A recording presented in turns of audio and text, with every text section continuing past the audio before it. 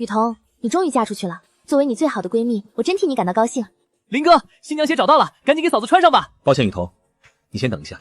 来的路上，念念的高跟鞋断了。林哥在搞什么？怎么能在这个时候把绣花鞋给新娘子的闺蜜穿？是这样的，这绣花鞋先给她穿吧。你向来懂事，就先穿这双粗布鞋委屈下吧。毕竟念念从小是被宠大的，穿不了这种粗布鞋。没关系，我穿什么都行。反正今天我要嫁的人，也不是你。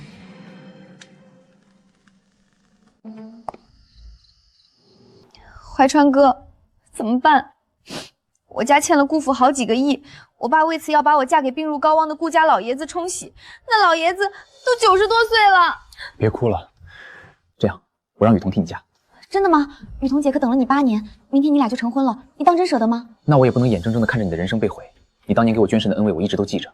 明天婚礼照常办，我会让接车的司机直接把车拒往顾府。那雨桐姐到了顾府，不就发现了吗？等掀开盖头发现新郎换人时，她都已经进顾家的门了，她没得选。那你跟雨桐姐怎么办？至于雨桐，那顾老爷子受日无多。等过2年他死了，不嫌弃他二婚，依然愿意娶她。怀川哥，从今天开始，我才是你真正的妻子啦。我们在一起8年，在他心里什么也不是，连我给他捐的肾，在他心里也一直以为是苏念念捐的。罢了，我本就是林家收养的孤女，这场替界就当是还了你林家的恩情。自此以后，我与林家，与你林怀川两清了。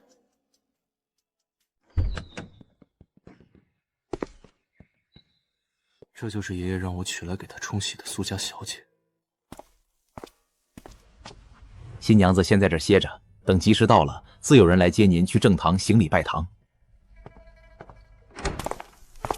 雨桐姐，我知道你心里肯定怨我，可是你也别怪我，要怪就怪命吧。我爸非逼我嫁顾家老爷子冲喜，我连死的念头都有了。为了帮你看好怀川哥，今天早上我就和他把证领了。他们竟然已经领证了。顾老爷子都90多了，不会真把你怎么样的。而且顾家可是咱们江城的首富，你嫁进来也不吃亏。原来在他眼里，苏念念嫁给老爷子就是受委屈，我嫁就是不吃亏。等过2年，老爷子走了，我到时一定风风光光重新迎娶你。不必了，既然我现在已经是顾夫人了，还希望你自重。沈雨桐，你这话是什么意思？你能不能懂点事儿？二位在我新婚妻子房间做什么？他是顾家今天的新郎。他是顾家今天的新郎，这怎么可能？顾景明竟然是顾家少爷，那沈雨桐岂不是真要成顾家少夫人了？我们是新娘的家人，她出嫁我们不放心，所以过来看看。是这样吗？不是。二位，请吧。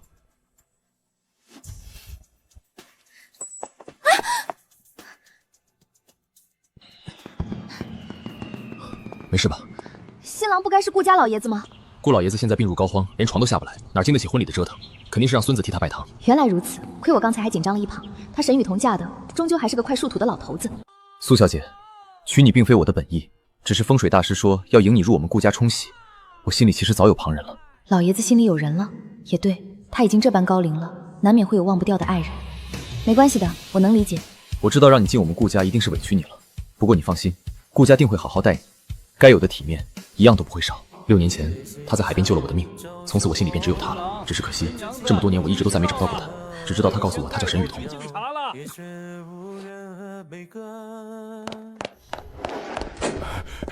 新郎官，医院那边来电话，让你马上过去一趟。实在对不住，我没关系，医院的电话那肯定是人命关天的大事，你快去吧。这苏家小姐倒是个明事理的，只可惜，若她是沈雨桐就好了。照顾好苏小姐。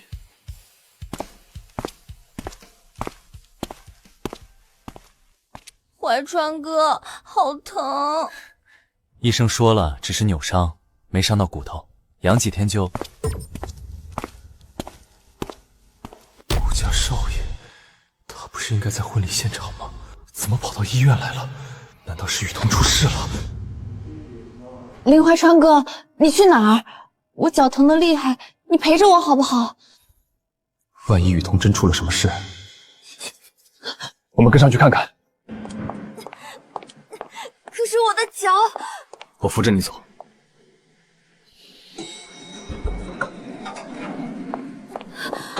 怀川哥，你慢点儿，我的脚真的好疼。顾少，老爷子今天上午又出现了短暂的心律失常，虽然刚刚暂时稳住了。景林，爷爷，我在。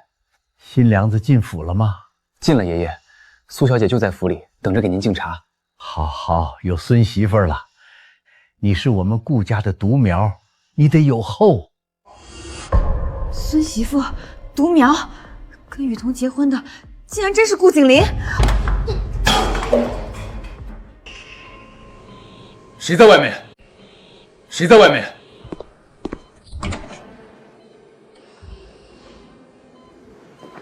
可能是过路人不小心撞到的吧。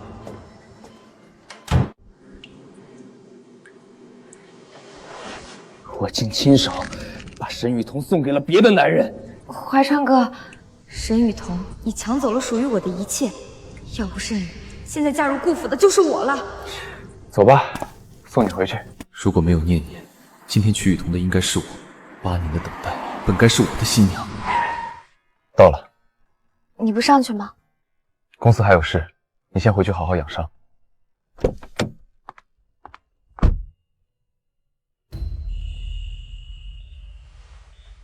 爷爷，我先回去了，明天再来看您。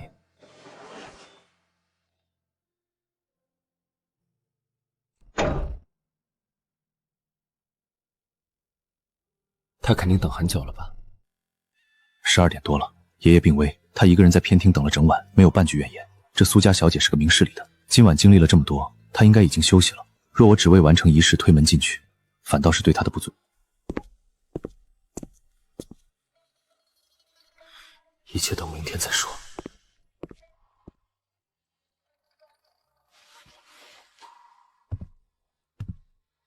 走了也好，嫁入顾府的第一夜，独自待着反倒自在。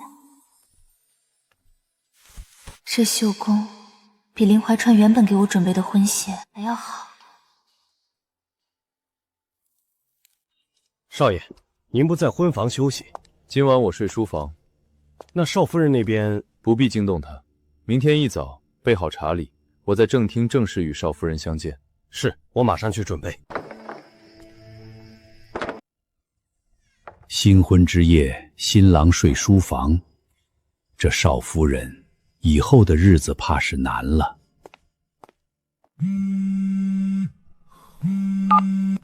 什么事？顾总，新加坡那边的海外收购案出大问题了，对方突然变卦，要求重新谈判核心条款，否则将终止合作。说清楚。细节太复杂，电话里说不清。董事会已经召集了紧急会议，要求您即刻飞新加坡现场处理。我们已经订好了最早的航班，起飞时间2小时后。好，我直接去机场，你把资料发我手机上。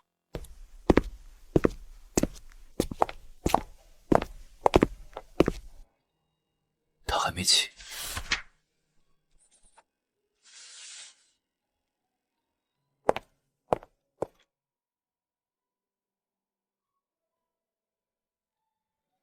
是了，这里是顾府，我是顾家的人了。对不起，公司有急事出差。沈雨桐，你抢走我的一切，我一定要让你还回来。请问您是哪位？您好，我是顾少夫人的妹妹，特意带了些礼品来看望姐姐，烦请通传一下。少夫人，门外有位小姐自称是您的妹妹，说要见您。妹妹苏念念，告诉她我不见。是。少夫人说不便见客，您请回吧。不便见客，你再继续说一遍，就说我有要紧事。少夫人的意思已经说得很清楚了，请不要为难我们。沈雨桐，你凭什么？你不过是个被林家收养的孤女，攀上高枝就翻脸不认人了。要不是我，你能有今天？这桩婚事本来是我的，是我苏念念的。顾景胜年轻有为，顾家富可敌国，这些本来都是我的。等等，我要见顾景林，我要告诉顾景林。你有什么事儿？我要告诉顾少爷，他娶的新娘是个冒牌货。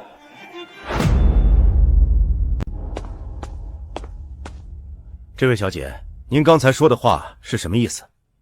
我说，你们娶进门的那个女人根本不是苏家的女儿，她是冒名顶替的。不是苏家女儿，怎么会被我们少爷娶进门？你想顶替我们夫人上位，也得编个好点的理由吧？你等见着了少爷，你们就知道谁是真的了。到时候我要把你们全赶出去。少爷一早飞新加坡了，你怕是见不着了。不在，好，那更好，我有的是时间慢慢把这件事捅出来。那就等顾少爷回来，我会再来的。告诉他，他娶的那个女人不叫苏念念。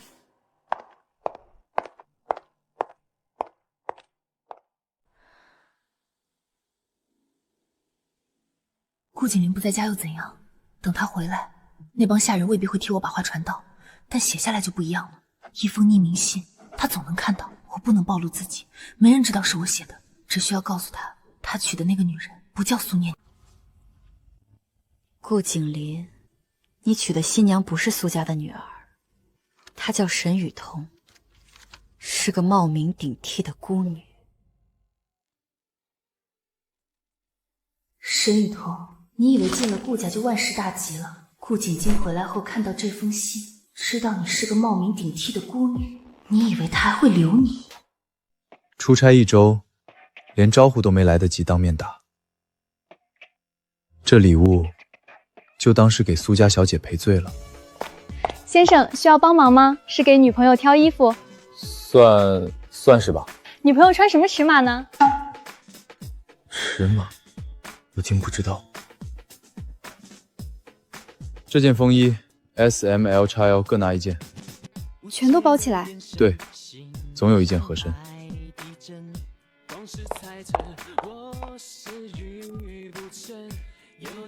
少爷，您吩咐。回去之前，你去办一件事，量一下少夫人的衣服尺码，记下来，以后给她定做衣服用。好的，少爷。少夫人，外面有位姓林的先生求见，他说是您的旧识，带了礼物来探望您。林怀川，让他进来吧。沈雨桐，林先生，有事吗？我给你买了件衣服。我记得你以前说过想要一条这样的裙子。他根本不记得我的尺码，这腰身，这长度，这是苏念念的尺码。苏念念不喜欢这裙子，我记得你喜欢的，我特意来送给你。林先生，我已经嫁人了，您给别人的妻子送衣服不合适。雨桐，我知道我错了，我不该把你嫁到顾家，你给我一个机会弥补，好不好？怎么回事？他为什么突然反悔了？不过林怀川，不论你是什么样的想法，都与我无关了。难道你真就看上了顾家的荣华富贵，不愿意和我在一起了？我什么想法不需要你揣度，我和你早已没有任何关系了。送林先生出去。少爷，您回来了，新加坡的事办妥了。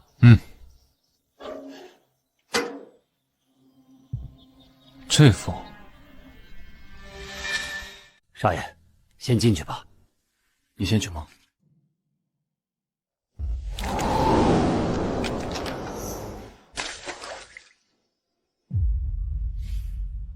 算了，字写成那样，多半是哪家小孩的恶作剧。少爷，新加坡那边都处理妥当了。少夫人这几日可好？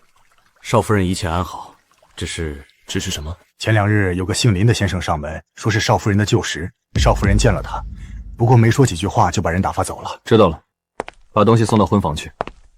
是。少爷怎么不问那姓林的是什么人？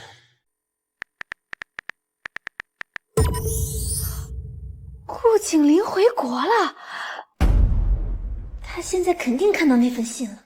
顾家的下人没有把我的话当回事，但顾景林不一样，他看到那封信肯定已经查过了。现在顾家上下怕是正在焦头烂额的找我。沈雨桐，你的好日子到头了。怎么又是你？想必你们顾家这几日已经在焦头烂额的找我了吧？这姑娘脑子是不是有问题？去告诉你们家少爷顾景林，不用费心找了，我苏念念就在这里。这姑娘上次来还知道带礼盒装样子，今天空着手就来了，脑子怕不是真有问题？还说什么少爷在找她，说的少爷并没有在找谁。你要是没什么正事儿，就就请回吧。不可能，他一定在找我。我跟您说了，少爷今早刚从新加坡回来，进门到现在还没半个时辰。那就对了，他回来第一件事肯定是找我。这人怎么油盐不进呢？小姐，我说最后一遍，少爷没有找您，您再不走，我可真要叫人了。一个下人也敢给我脸色看，等我见到了顾景林，第一个就让你滚蛋！开门！我告诉你，你现在不通报，等故意怪罪知道了，落蛋的顾少爷总会出门的。好，你不通报也行，等他出来了，我就当着他的面告诉他，是你是个冒牌货，说到时候知情不报，故意拦着不了的我见他。他说的倒也不是没有道理，万一他说的是真的，我真把人拦在外面，少爷怪罪下来，我可担不起。可万一他是胡编的，我把人放进去，你等着。果然，说到底还是怕丢了饭碗。少爷，外面有位小姐求见。谁？她说她叫苏念念，是苏家的女儿，还说什么您一直在找她。苏念念，我娶的不就是苏家的女儿吗？怎么又来一个苏念念？让她进来。少爷，这人上次来过，非说少夫人是冒牌货，您真见她？见。是。她回来了，从新加坡回来，先去了别的地方，还没来过这里。她新婚之夜没有进门，出差1周没有消息，如今回来了也没有第一时间来见我。但不管怎样，我如今是顾府的少夫人，她给我买了礼物，又替我换了鞋，我不能欠她这份人情。这是林家当年收养我时我身上唯一带着的东西，虽不算贵重，但也是我仅有的能拿得出手的东西了，就当是给她的回礼。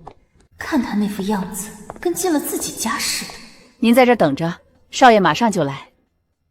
顾景林，你终于要见我了，那封信没白写。啊！你就是苏念念？是，我就是苏念念。顾少爷，那封信您应该已经看过了吧？信？什么信？你有什么事直说。顾少爷，您娶进门的那个女人根本就不是苏家小姐，她叫沈雨桐。你说什么？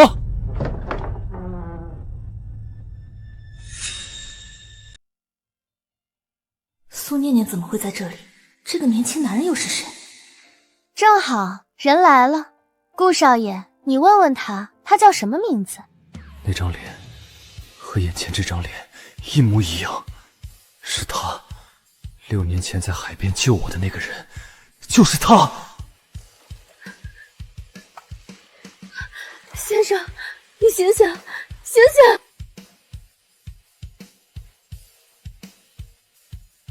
顾老爷子不在吗？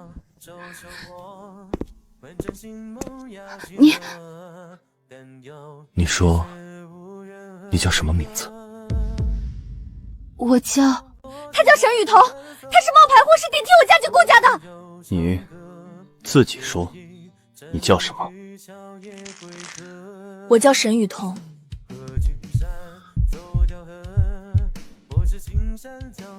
6年前，你在海边救过一个人。他怎么会知道？你怎么？那人就是我，没想到如今竟让我娶到你了。不是老爷子，我的新郎竟然不是老爷子，是顾景林，而且是我6年前救过的那个人。他们竟然认识，这怎么可能？他们认识？不可能，沈雨桐怎么可能认识顾景林？少夫人，您的东西。谢谢。这枚平安扣，当年我在海滩上见过，就挂在你脖子上。他记得，他连这个都记得。顾少爷，就算你们认识又怎么样？她不是你要娶的苏家小姐，她是冒充的。你说完了吗？什么？你要说的话已经说完了，现在，请你离开。你不介意？你娶了一个来历不明的女人，你就不怕？宋柯，苏小姐，这边请。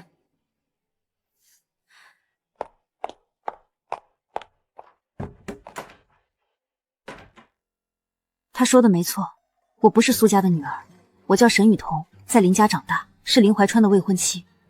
婚礼那天，林怀川让我替苏念念嫁进顾家，因为苏念念不愿意嫁给一个90多岁的老爷子。结果嫁了个不到30的。你不生气？你先告诉我，你是自愿的？但我也不是被绑来的。我听到林怀川和苏念念在书房说的话，他们算计我，我认了。林家养了我，我用这场婚姻还他们。从今往后，我和林家两清。这是休书。我已经签了名字，我不是苏家的女儿，配不上顾府的少夫人这个位置。如果你介意我的来历，我现在就可以离开。也好，他从一开始娶的就不是我，现在知道了真相，更不可能留下我。我要的是你这个人，不是苏家。可是没有可是，你嫁的人是顾景林，不是顾家的老爷子，也不是苏家小姐的名分。你叫沈雨桐，你就是人，其他的不重要。不重要，他说不重要。跟我来。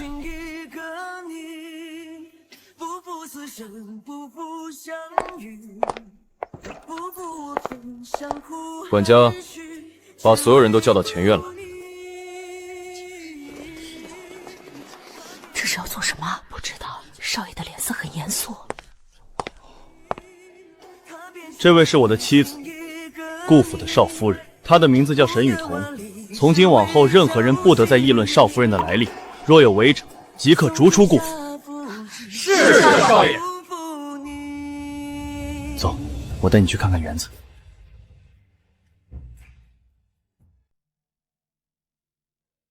这位少夫人和少爷有缘分。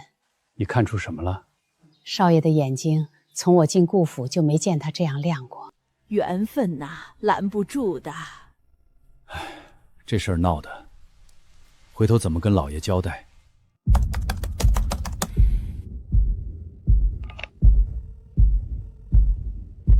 连我的电话都不接了。8年，我们在一起8年，你现在成了顾景林的少夫人，就连一句话都不肯跟我说了。不行，我必须当面见他。苏小姐，林总在办公室。我知道。林怀川，你去哪儿？出去一趟。出去一趟？你的脸色难看成这样，到底出什么事了？林怀川，公司的事你不用管。公司的事，他从来不会因为公司的事这副模样。是沈雨桐，一定是因为沈雨桐。我不能再去顾府闹，上次已经得罪了顾景明，这次得换个法子。少夫人，苏家那位小姐又来了，她说想看望您，态度比上次好了不少，还带了东西。带了什么东西？一盒阿胶，说是给您补身子的。让他进来吧。姐姐，这是我托人从东市带的阿胶，你尝尝。苏小姐，我不是你姐姐。我知道你心里怪我，我当时也是被我爸逼的，他拿我妈威胁我说我不嫁给顾老爷子就离婚，我没有办法。后来林怀川说要让你替嫁，我一开始是不同意的，可是他说反正你也不想嫁给老爷子，不如成全我们两个。我当时鬼迷心窍就答应了。姐姐，我是真心来跟你道歉的，你能不能原谅我？你演够了吗？你12岁到林家寄住，我14岁，8年。你以为我不了解你？你来道歉，不是因为你觉得对不起我，是因为你觉得我抢了本该属于你的位置。你我之间没有姐妹情分，从前没有，以后更不会有。阿胶你带回去，送客。苏小姐，请。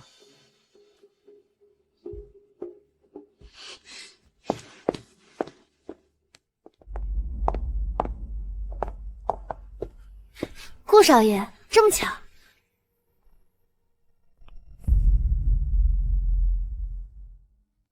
连正眼都不看我，沈雨桐，你到底给他灌了什么迷魂汤？平安扣，他当时说6年前在海滩上见过他，就挂在我脖子上。他怎么记得那么清楚？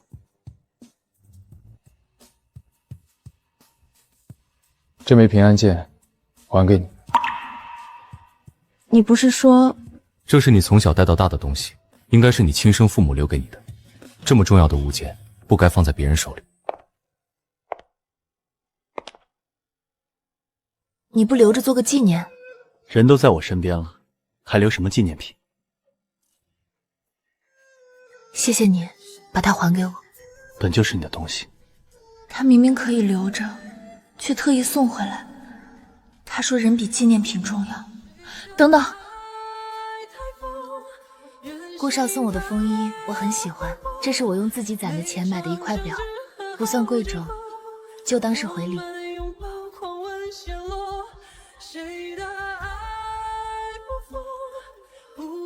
我会每天戴。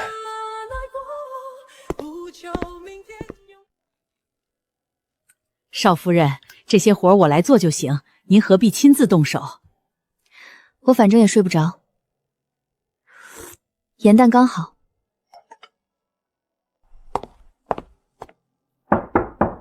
进来。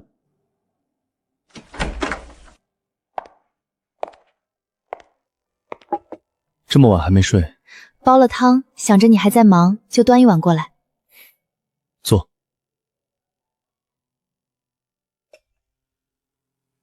这些年，你在林家过得好吗？不算好，也不算坏。林家收养我，给了我吃穿和住处，这份恩情我记着。那林怀川呢？我和他在一起8年，从16岁到24岁，我以为我会嫁给他。那场婚礼，我等了8年。婚礼那天早上，他让我穿灰布鞋，把绣花鞋穿在苏念念脚上。那一刻我就知道了，8年的等待，在他眼里什么都不是。以后不会了。从今往后，没有人能随意摆布你，这是我说的话，你记着。他的手很暖，很用力，像要把我拉出那个灰蒙蒙的过去。沈雨桐，你出来，我要见你！这位先生，您不能在这里大喊大叫。滚开！让沈雨桐出来！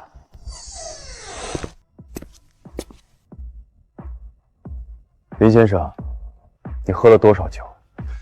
你抢了我的未婚妻，顾景深，你凭什么？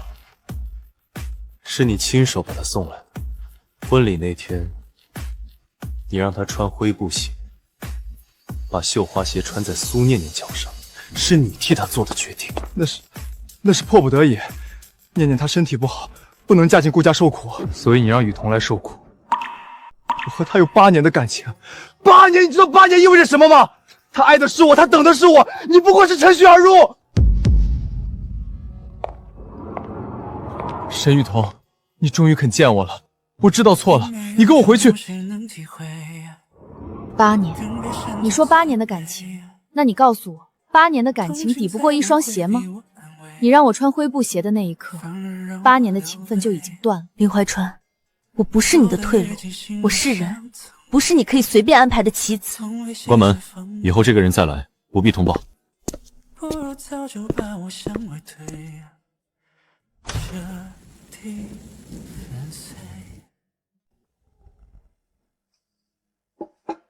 景林，我这次来是想当面问问你，这位到底是哪家的千金？我不是哪家的千金，我是被收养的孤女。景林，你听听，一个来历不明的孤儿也配做顾府的少夫人？我不管你有什么办法，这门亲事必须正正，顾家的门楣不能毁在你手里。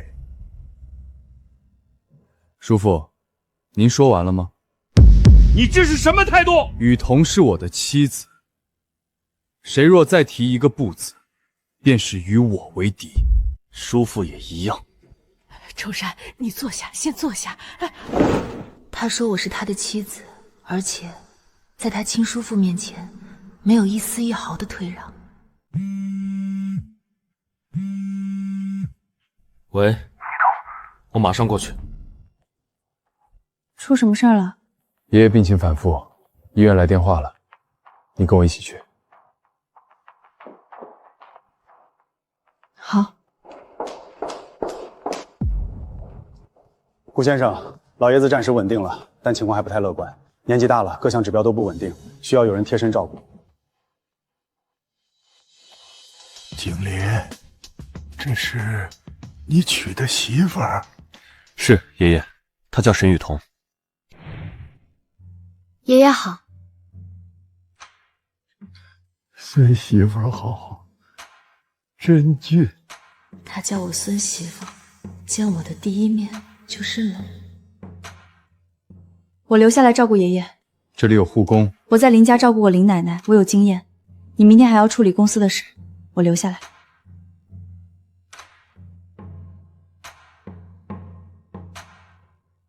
少夫人学过护理，算是吧。他对这一切太熟练了。他在林家到底照顾过多少人？本季度 GDP 增速达到预期目标，专家表示。不听这个，换一篇。娱乐版，知名影星宣布离婚，原因是就念这个。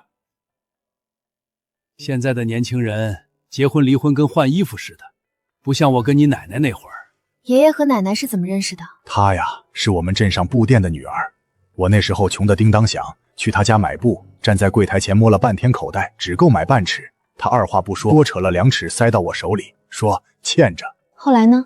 后来我每个月去还1尺布的钱，还了整整3年。还清的那天，我就跟他爹提亲了。他爹气得把我赶出门，但我没放弃，又去了5次。第5次，他自己从屋里跑出来，拉着我跑了。奶奶是个勇敢的人。你也勇敢。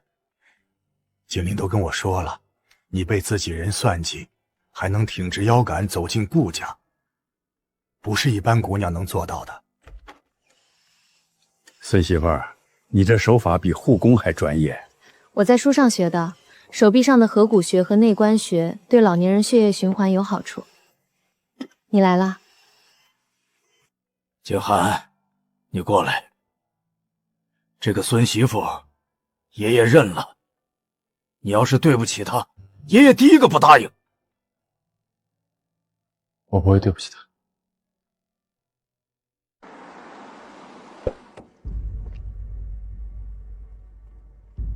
这位女士，请问您找谁？我找沈雨桐，我是她养母。雨桐，妈可算见到你了。您怎么来了？你这日子过得挺好，顾家果然是大户人家。可你怀川哥这些天过的是什么日子啊？茶饭不思，人都瘦了一圈，公司也出了事，他是真的后悔了。雨桐，你回去看看他吧，就一眼，哪怕就一眼。他好歹和你在一起8年，你就当可怜可怜他。妈，我和林家已经没有关系了。没有关系？你翅膀硬了是不是？林家养了你这些年，供你吃穿，供你读书，你现在攀了高枝就说没关系了？没有林家，你早就在孤儿院里饿死了。你这条命是林家给的，你说没关系就没关系了？忘恩负义的东西！您说的对，林家养了我，这份恩情我记着。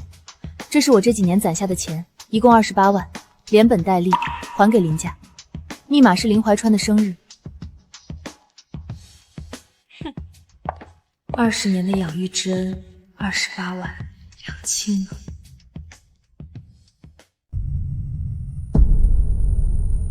林总，您的脸色很差，要不要休息一下？林总晕倒了！快打120！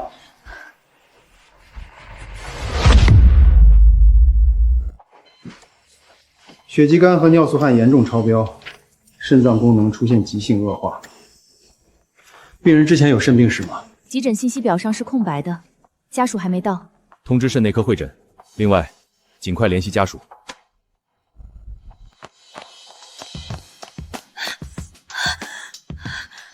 林怀川呢？林怀川怎么样了？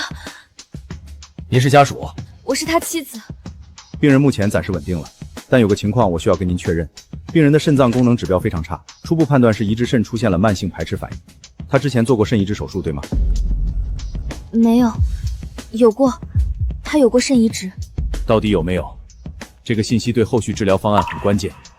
有过，6年前做的。那您知道当年移植肾的供体是谁吗？供体的情况也需要了解。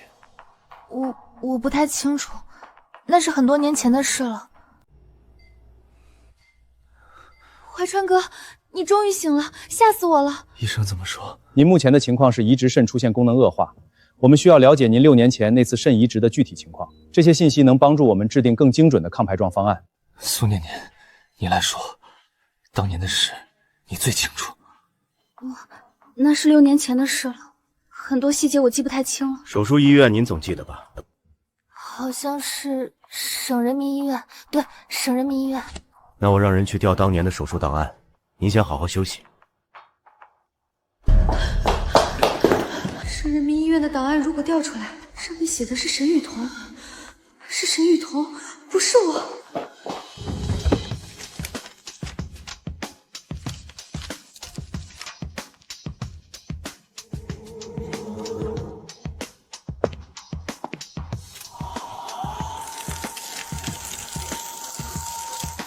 至少家里这份档案不能让他们发现。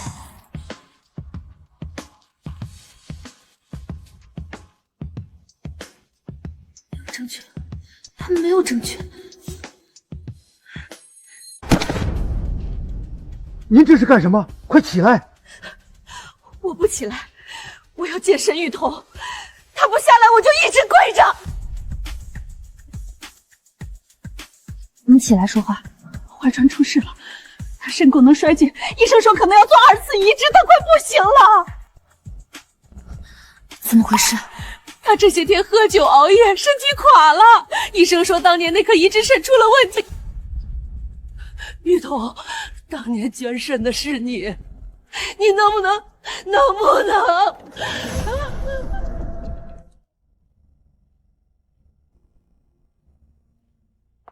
他听到了。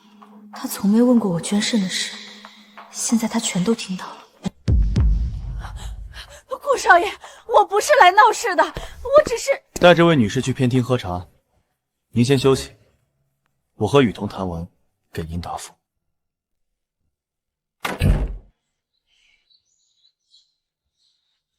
林怀川母亲说的是真的？是真的。6年前，林怀川查出肾衰竭，需要做移植。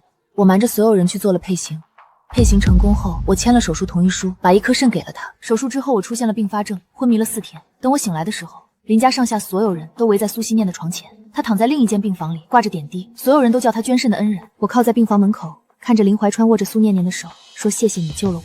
我没有进去解释，那时候我想，只要能救他，功劳是谁的不重要。后来我也没有拆穿，一是因为林怀川好了，2是因为我说了，他们未必会信。你捐肾的时候多大？19岁。他值得吗？当时觉得值得，现在我不知道。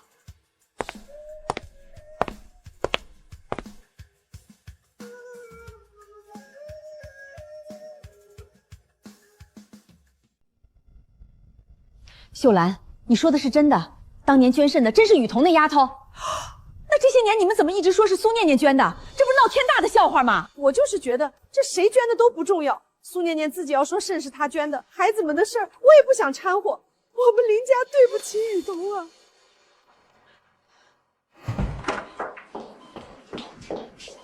林怀川，你妈刚跟我们说了一个事儿，你听了别激动。什么事儿？你妈今天去找沈雨桐了。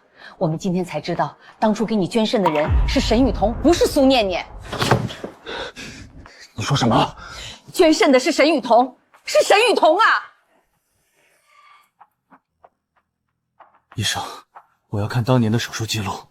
林先生，您的家属已经现在就要看，我要看供体签字那一页。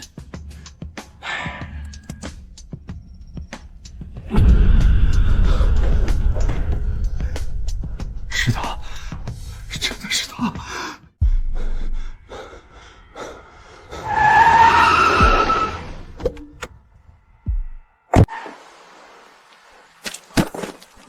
雨桐，雨桐，雨桐，你出来！雨桐，我求你出来！你不在医院，来这里做什么？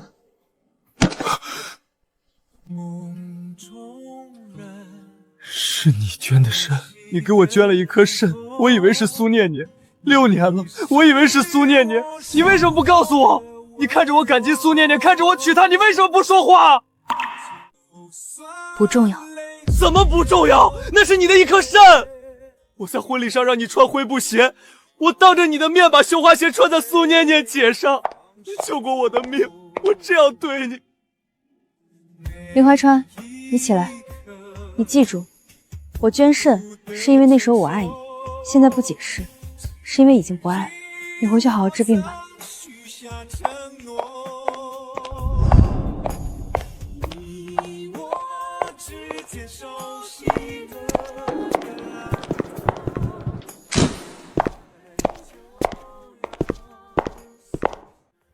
他还在外面跪着。他会起来。你做的够多了，剩下的该他自己受着。他没有问我为什么心软，也没有替我决定要不要原谅，他只是站在我身后，让我自己面对，然后带我回来。我买了你爱吃的水。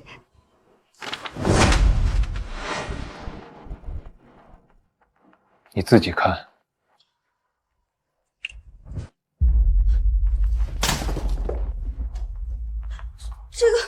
这个是搞错了。搞错了。省人民医院的电子档案上面有沈雨桐的签名，有他的身份证号，有他的血型和配型数据。你告诉我哪里搞错了？是你自己误会了，我从来没有说过是我捐的。你没有说过。6年前我醒过来，我问你是不是你救了我，你当时点头。你站在那里，当着所有人的面点了头。我那是没有办法，我太爱你了，我怕你知道了是沈雨桐捐的肾，就会觉得亏欠他，我不想让你有负担。你不想让我有负担，所以你让我把你当成救命恩人，让我对你感恩戴德，让我为了报恩娶你。你是爱我还是爱林家少奶奶的位置，你自己心里清楚。不是这样。出去。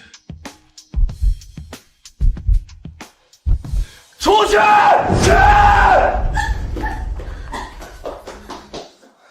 沈雨桐，都是因为沈雨桐。如果当年他没有捐那颗肾，我现在就不会变成这样。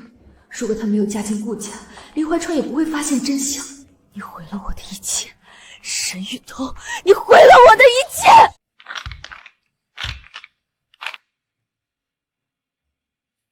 苏小姐专程登门，有什么指教？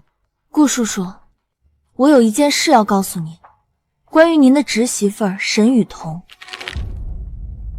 哦，沈雨桐不仅是一个来历不明的孤女，她6年前曾为一个男人捐了一颗肾，她只有一颗肾，身体不健全。你说清楚。沈雨桐在嫁给顾景林之前，有一个在一起8年的未婚夫叫林怀川。6年前，林怀川肾衰竭，沈雨桐捐了一颗肾给您，随时可以去查。顾叔叔，一个身体有残缺的女人，怎么配做顾府的少夫人？怎么为顾家延续香火？苏小姐，你说的这些有证据吗？林家那边的亲戚都知道，您一问便知。苏小姐，谢谢你的消息，这事儿我知道了。顾叔叔，我只是不想看到顾家蒙在鼓里，您是一家之主，理应知情。去，给我大哥家的几个长辈打电话，就说我有要事相商。你们听听，一个孤儿，身子还不完整，少了一颗肾，这种女人进了顾家的门，日后怎么生养，怎么传宗接代？还有这事儿？崇山，你可查清楚了？千真万确，省人民医院有档案，捐肾的对象是他以前的未婚夫，一个还没进门就和别的男人扯不清的女人，留在顾家就是祸害。听说了没有？男主管家那边传出来的，说少夫人身体不健全，少了一颗肾。谁说的？顾家几位老太爷都知道了，说她以前还跟别的男人有过一段，那颗肾就是给那个男人捐的。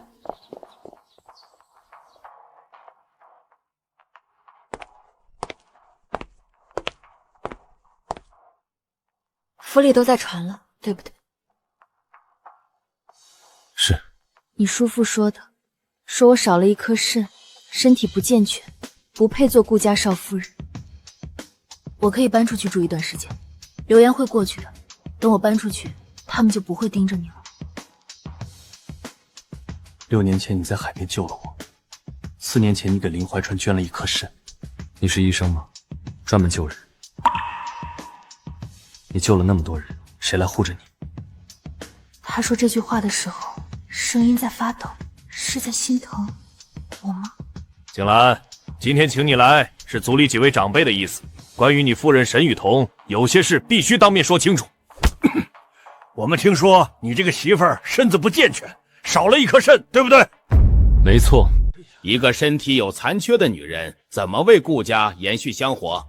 顾家3代单传，你肩上扛着什么责任？不需要我提醒你吧？第一件，8年前我20岁，在东海边的废弃码头落水，是雨桐跳进海里把我救上来的。那年他18岁。第二件，4年前他的未婚夫林怀川患上肾衰竭，他瞒着所有人去做配型，捐了1颗肾给他。那年他19岁，第3季，所以他救了2个人，而其中1个人在他结婚当天把绣花鞋穿在了另一个女人脚上。他的身体没有任何问题，体检报告、术后复查记录我都看过，即便有问题，那也是他救人的证明。今天我把话放在这里，如果有人再拿沈雨桐的身体做文章，就是和我过不去，就是和整个顾氏集团过不去。各位长辈，这话够清楚吗？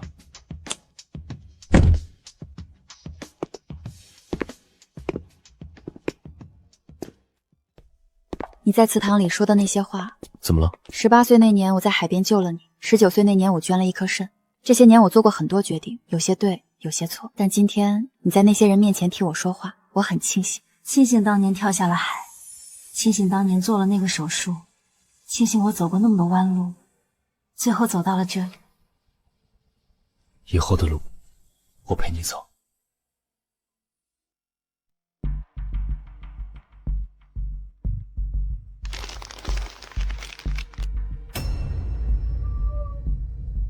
爸，盛华集团是不是顾氏在海外的竞争对手？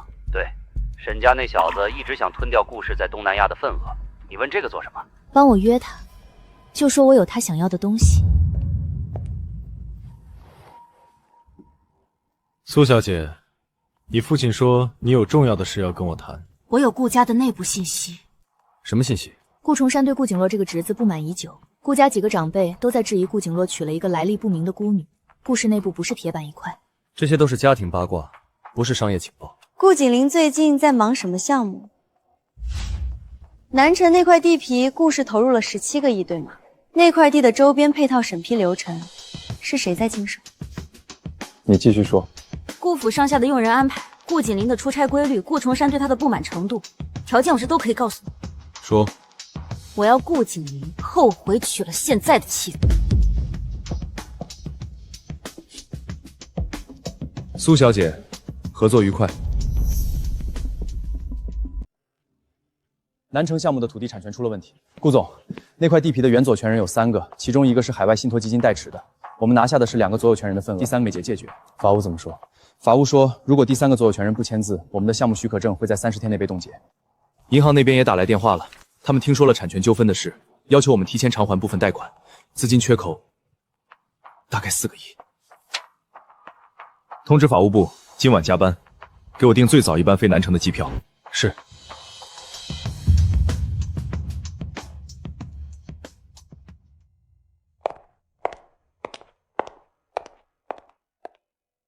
你还没睡？你3天没好好吃饭了。南城的项目出了点问题，文件我帮你分类归好，紧要的放左边，常规的放右边。你会做这个？在林家的时候，林怀川处理公务，我帮不上别的忙，就帮他整理文件。这些你看完，我再帮你收。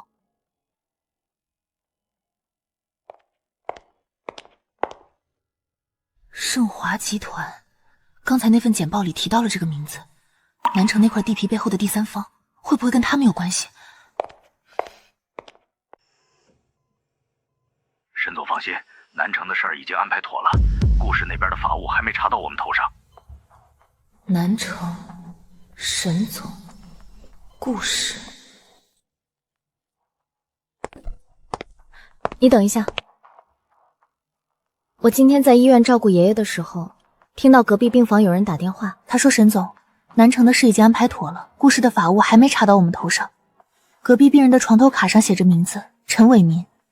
陈伟民，他是沈毅的法务顾问，你确定是他？我查过他的床头卡，手边没有笔，我用手机拍了一张，模糊了点，但名字能看清。我去书房打电话，你这条线索帮了大忙。查到了，盛华集团在南城项目上做了手脚。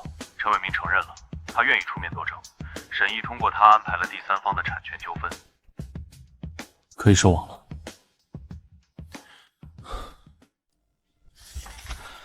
顾总，今天早上集团内部20多个管理层人员同时收到了这份匿名材料。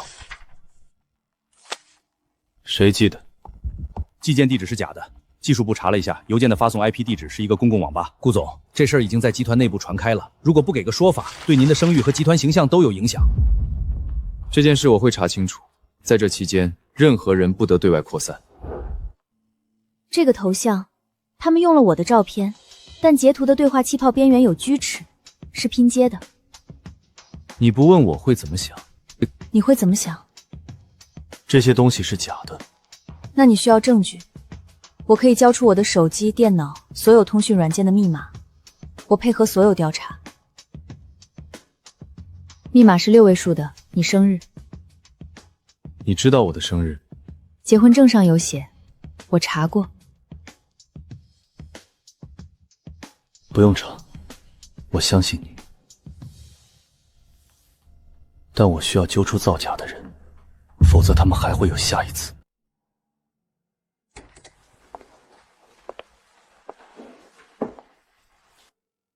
你找我，有人伪造了这些东西，说沈雨桐婚后和你有染。胡扯！沈雨桐她婚后根本就不搭理我了。这些聊天记录，这个日期，我在医院躺着，我的住院记录可以查。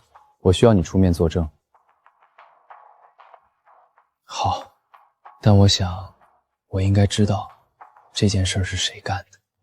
苏念念，什么时候需要我作证？告诉我时间。我欠沈雨堂一颗肾，欠他一个道歉，这些债总得还。我和沈雨桐婚后从未私下见过面，匿名材料里的聊天记录是伪造的，照片是借位拍摄的。我以我的名誉作证，沈雨桐没有做过任何对不起顾家的事。林先生的话都听到了，这些证词会记录在案。对不起。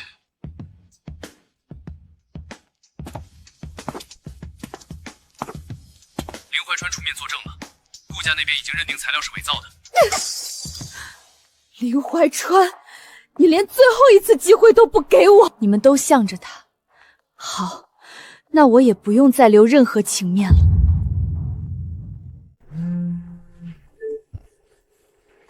你母亲的住院费还差5万块，医院在催了，帮我做一件事，给你10万。什么事儿？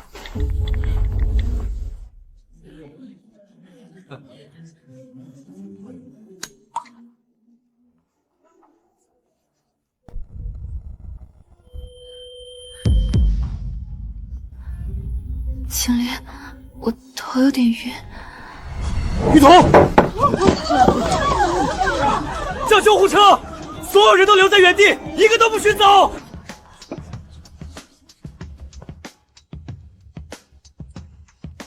瞳孔收缩异常，初步判断是神经毒素，准备获刑判灌洗，联系毒性科做血液毒物筛查。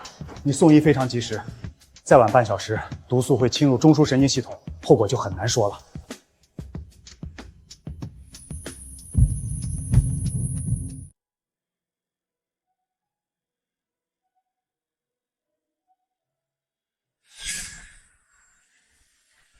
你醒了？我睡了多久？一整天。是我没有保护好你。我没事，这点毒要不了我的命。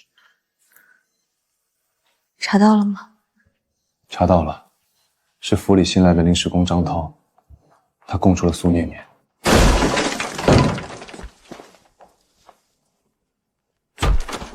人跑了，嫌疑人不在住所，已逃逸，需要发布通缉令。顾总，警方那边传来消息，苏念念逃到了边境附近的县城，但已经锁定了她的位置，最迟后天就能抓到。她逃不掉的。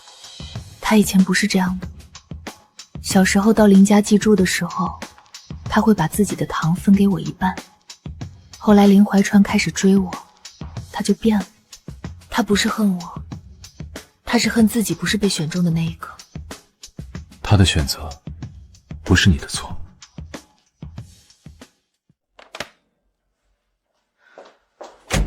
顾先生，顾老爷子的主治医生打来电话，老人家情况突然恶化，可能撑不过今天了。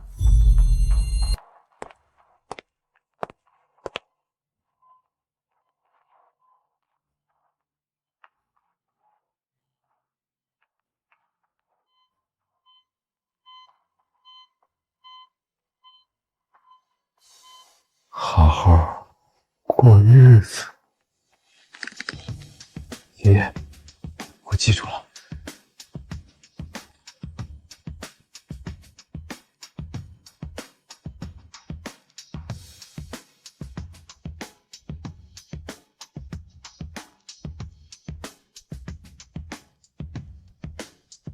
我小时候父母就走了，爷爷把我带大，现在爷爷也走了。你不是一个人，你还有我。顾老先生在世时立过一份遗嘱，经过公证，具备完全的法律效力。顾老先生名下持有的顾氏集团8%的股份，全部赠与孙媳沈雨桐女士。我遗嘱里还有一封顾老先生亲手写给您的信。雨桐，当你读到这封信的时候，爷爷已经不在了。男主管家老早你的事儿告诉了我，你是谁家的女儿，你怎么嫁进的顾府，桩桩件件我都知道。但我活了96岁，早就学会了用眼睛看人，而不是用耳朵听。你在我病床前的那几天，擦手喂药、念报纸，没有一丝不耐烦。我见过很多人，珍惜小没了父母，性子冷，不会照顾自己。景林是个好孩子，这个家还有景林脸，爷爷就一并托付给你了。我们好好过日子，年年不关心，年年关心。怎么了？爷爷把他名下的股份给了我，他说他早就知道我是谁，他说他信我，他还说让我照顾。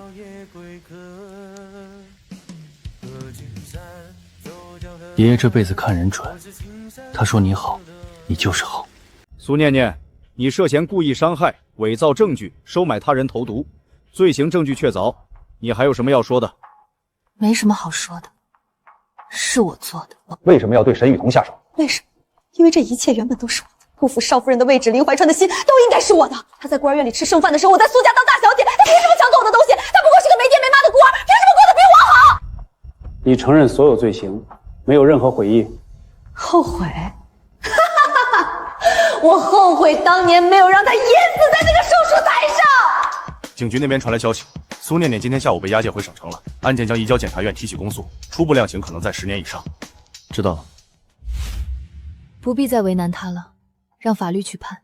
他这些年攒了太多不甘心，我不原谅他，但也不想再为他费任何心神了。爷爷走之前说，让我们好好过日子，那我们就好好过日子。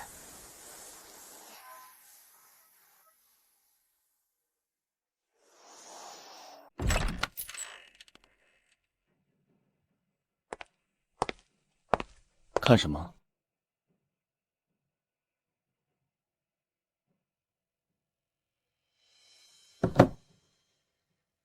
今天天气好，陪我去园子里走走。你不问我怎么想？你怎么想？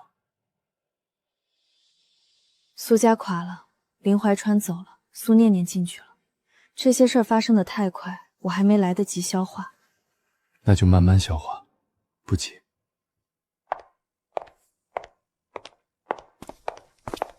少夫人，今天的报纸送到了，上面登了林家的消息。他离开江城了，听说是今天早上的火车，具体去了哪里，没人知道。希望他能过好自己的日子。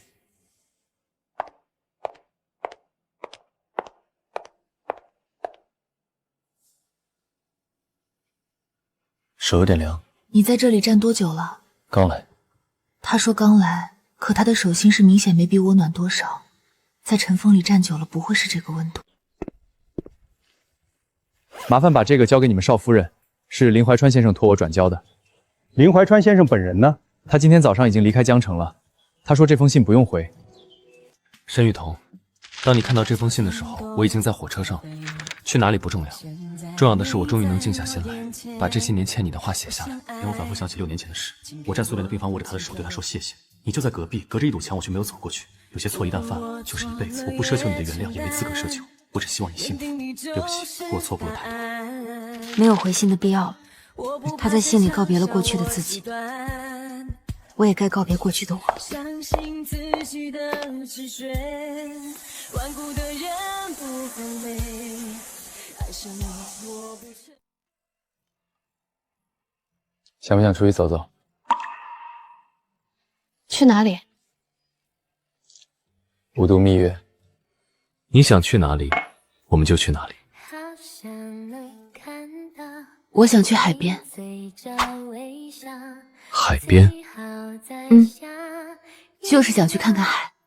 好，我带你去一个地方。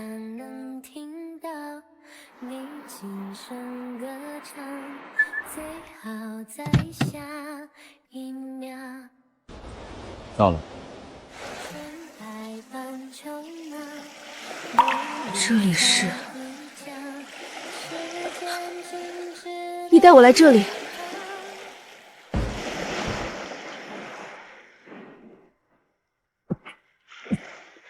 6年前你把我从这片海里拖上来，我在沙滩上醒过来的时候，手里攥着这枚平安锭，应该是你在救我时挣断的。我醒了以后，你已经走了。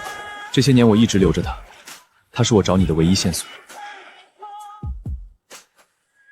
你找了我6年，找了6年，娶了你那天，我才知道我要找的人就在我面前。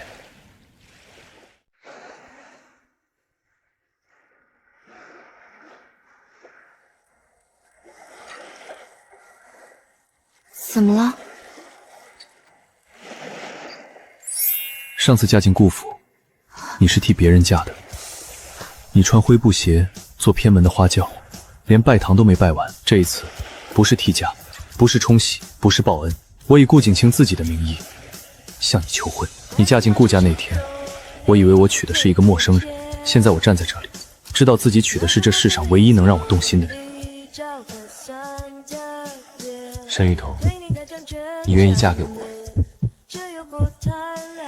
我愿意。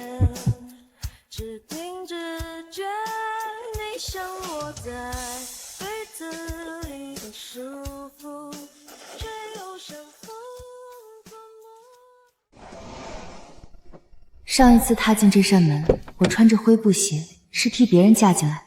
这一次，我是以女主人的身份走进来。少爷、少夫人，一路辛苦了。男主管家，晚些时候把这几天的府里账目送到书房，还有园子里那几棵石榴树，该修剪枝条了。是，少夫人。少夫人变了不少。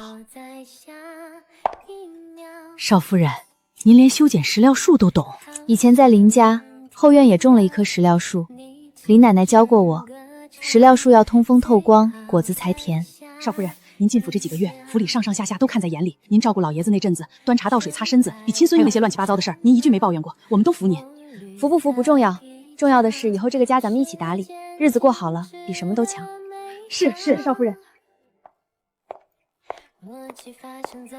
账目看完了？看完了。上个月的支出比前月多了2成，主要是宴请和人情往来。下周开始我拟一个预算。故事那边呢？南城项目重新启动，银行贷款延期获批。盛华集团因为上次的事吃了官司，市场份额掉了一半，危机过去了。那就好，你忙你的，我在这陪你。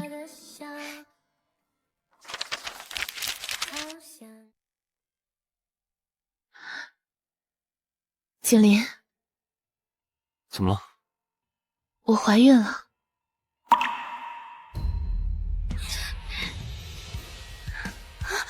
帮我下来，你撞晕我了。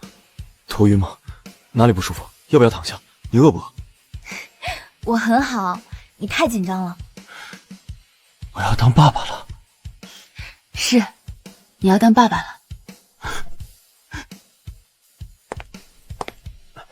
少爷，有什么好事？把府里的人都叫到前厅来。少夫人有了身孕，从今天起，府里的饮食起居都要以少夫人的健康为先。厨房的菜单由少夫人亲自过目，后园的施工全部暂停，以免吵到她休息。老爷子在天有灵，一定会高兴的。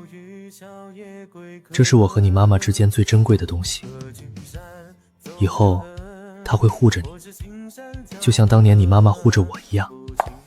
等孩子出生了，让她认这枚平安镜当干妈。好。少爷，您坐一会儿吧，已经站了3个小时了。顾先生，母子平安，您可以进来了。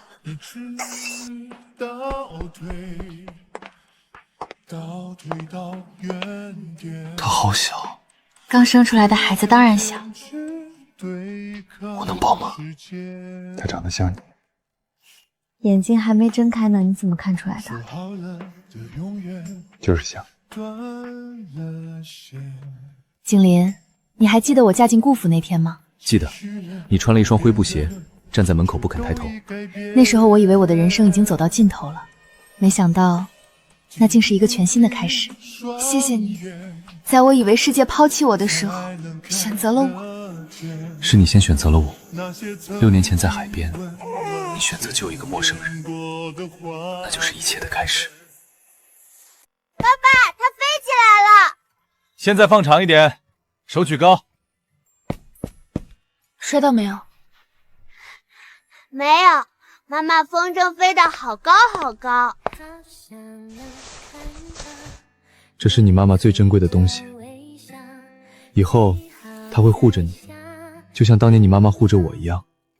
妈妈，这个东西是从哪里来的？是很久以前，妈妈在海边救了一个人，那个人后来成了你爸爸，这是他留给妈妈的唯一线索。我说好了。我从没想过，被抛弃的人也能拥有这样的幸福。你不是被抛弃，你是被命运送到我身边。